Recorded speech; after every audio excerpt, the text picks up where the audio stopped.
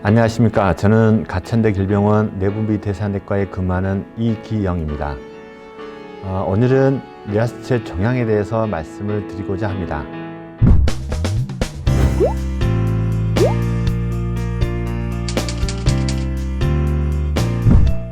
내분비계라고 하는 것은 우리 몸에 호르몬을 생산하고 분비하는 기관을 말하는데요. 이때 우리 호르몬을 하는 일은 항상성을 유지하고 성장과 생식을 담당하는 것을 호르몬이라고 하겠습니다. 이때 가장 중추적으로 역할을 하는 곳이 두 개 내에 존재하는 뇌하수체가 되겠고요. 오늘은 이 뇌하수체에서 발생하는 뇌하수체 종양에 대해서 말씀을 드리도록 하겠습니다. 예전에는 뇌하수체 종양이 생기면 보통 시력 장애를 증상을 가지고 내원을 하셨습니다. 하지만 최근 들어서는 아주 성기능의 장애 등으로 가장 많은 증상을 가지고 환자분이 내원을 하는 것으로 알려져 있습니다. 뇌하수체 종양으로 인해서 생길 수 있는 증상은 이런 단순히 시력장애나 성성기능의 장애뿐만 아니라 뇌하수체에서 분비되는 여러 가지 호르몬의 부족으로 인한 뇌하수체 기능 부전증의 증상을 가지고 많이 오기도 하고요. 두개골 내에 존재하는 곳이기 때문에 종양으로 인해서 압박 증상, 즉 두통이라든지 시야의 장애 등의 증상으로도 내원을 하시게 되겠습니다. 일반적으로 뇌하수체 종양 두 개 내에 있으니까 뇌종양이라고 생각하실 수 있지만 뇌하수체, 즉 뇌 아래쪽에 위치하는 부분이어서 엄밀히 말하면 뇌의 일부분은 아닌 것으로 되어 있습니다. 하지만 전체 두 개 내, 골 내에 생기는 모든 종양의 약 10% 정도가 뇌하수체 종양으로 되어 있고, 뇌하수체 종양은 양성인, 선종이 90%를 차지하는 것으로 알려져 있습니다. 호르몬을 분비하는 곳이다 보니 종양 자체가 호르몬을 분비하는 경우들이 있어서 가장 많은 호르몬을 분비하는 경우가 유주분비 호르몬이 되겠고, 약 30%에서는 성장 호르몬을 분비하는 선종일 수 있습니다. 그 외에 부신 피질 자극 호르몬이 약 10% 정도를 차지하는 것으로 알려져 있습니다.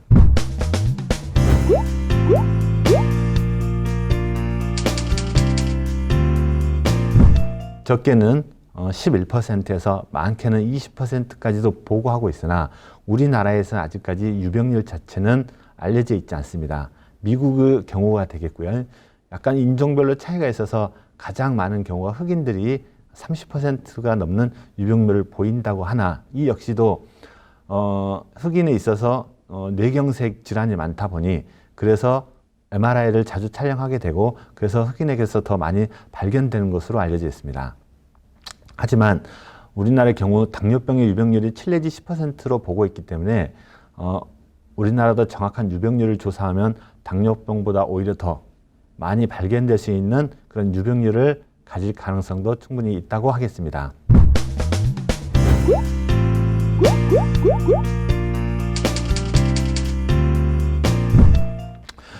대체적으로 이런 증상을 가지고 뇌하수체 종양이 의심이 되는 환자분들이 오시게 되면 먼저 호르몬이 과잉된 증상이라거나 호르몬의 부족된 증상, 그 다음에 두개각 내에서의 압박되는 증상들을 보고 의심이 되는 경우 먼저 내분비 기능검사, 혈액검사를 이용한 내분비 기능검사를 하게 되겠고, 두개골의 엑스레이 촬영, 그 다음에 CT, MRI 등 촬영을 이용한 영상검사를 통해서 진단을 할 수 있겠습니다.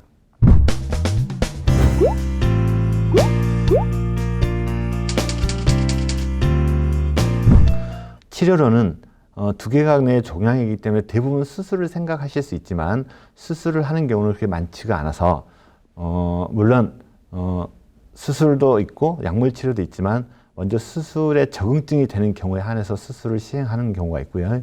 그 다음에 약물 치료, 그 다음에 주기적인 정기적인 관찰만을 하는 경우도 있을 수가 있겠습니다.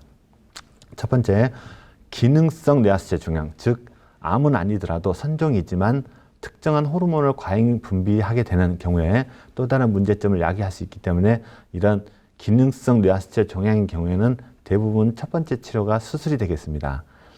하지만 유주분비 호르몬을 분비하는 뇌하수체 종양인 경우에는 우선적으로 약물 치료를 먼저 하게 되고, 그 다음에 방사선 치료를 한다든지 안 됐을 경우에 수술적인 치료까지 하는 것으로 되어 있으나 최근에는 약물 치료 후 효과가 좋아서 대부분 약물 치료를 하는 경우로 되어 있고, 약물 치료에 반응이 없거나 약물 복용이 어려웠을 때 수술적 치료를 하는 것으로 알려져 있습니다.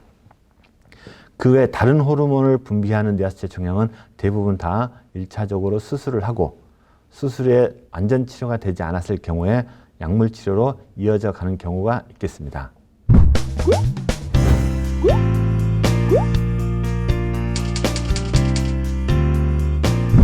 뇌하수체에서 분비되는 호르몬은 약 6가지로서 성선 자극 호르몬, 유즙 분비 호르몬, 성장 호르몬, 갑상선 자극 호르몬, 부신피질 자극 호르몬이 있습니다.